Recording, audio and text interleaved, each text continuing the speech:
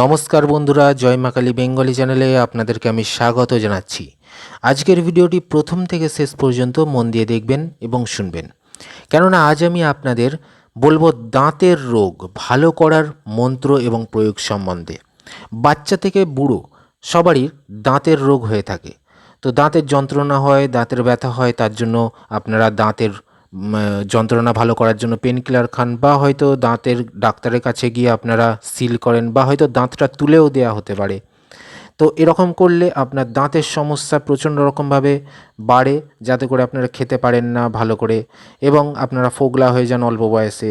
তো দাঁতের যে কোনো রোগ আপনাদের কিন্তু ভালো হতে পারে এই মন্ত্রের মাধ্যমে এবং এই প্রয়োগের মাধ্যমে। দাঁতের পোকা হতে পারে, বা দাঁত যে কোনো কারণে হয়তো খারাপ হয়ে যাচ্ছে, দাঁত তুলে দিচ্ছেন, তো দাঁতের যন্ত্রণা ব্যথা হচ্ছে, তো দাঁতের প্রবলেমে বা দাঁতের রোগ নিয়ে সমস্যায় ভুগছেন যারা, তারা আজকের এই ভিডিওটা অবশ্যই দেখবেন। তো তার জন্য আমি প্রথমেই বলে রাখি যে আজকের ভিডিওটি আধ্যাত্মিক বিষয়ের উপর ভিত্তি করে প্রস্তুত করা এবং তন্ত্রশাস্ত্র অনুযায়ী এবং লোকবিশ্বাস অনুযায়ী তৈরি করা। যারা বিজ্ঞানে বিশ্বাস করেন তারা দেখবেন না, কেননা বৈজ্ঞানিকভাবে প্রমাণিত নয়। যারা ঈশ্বর বা ভগবানে বিশ্বাসী, তন্ত্রমন্ত্র নিয়ে আলোচনা বা চর্চা করতে ভালোবাসেন, আধ্যাত্মিক বিষয় নিয়ে অনুশীলন করেন, তারাই কিন্তু ভিডিওটা দেখবেন। তো যখন শুরু করছি, দাঁতের রোগ নিরাময়ের কী মন্ত্র এবং প্রয়োগ পদ্ধতি রয়েছে আপনারা ভিডিওতে দেখুন। তো মন্ত্রটা হচ্ছে ওং কাং কৌমারি ভ্যাং নম। ছোট্ট একটা মন্ত্র আপনারা দেখলেন।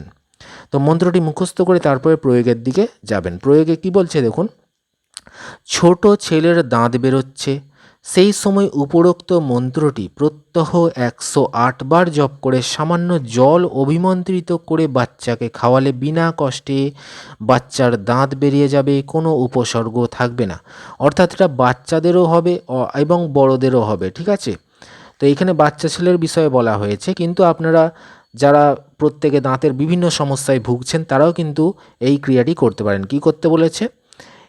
আপনাকে সামান্য জল নিতে হবে, ঠিক আছে। সামান্য জল নেবেন, 1 কাপ বা 1 গ্লাস আপনি পরিষ্কার খাবার জল নেবেন এবং সেই জলেতে এই যে মন্ত্রটা আছে এই মন্ত্রটি 108 বার বলবেন, অভিমন্ত্রিত করবেন। কিভাবে? একবার করে মন্ত্র বলবেন, একটি করে ফুঁ দেবেন খাবার জলটাতে, একবার করে মন্ত্র বলবেন, একটি করে ফুঁ দেবেন খাবার জলেতে। এরকম 108 বার আপনাকে অভিমন্ত্রিত করতে হবে জলটাকে। দিয়ে যার দাঁতের যন্ত্রণা হচ্ছে তাকে খাইয়ে দিতে হবে জলটা, তাহলে দেখবেন দাঁতের যে কোনো সমস্যা থাকবে না, ঠিক আছে।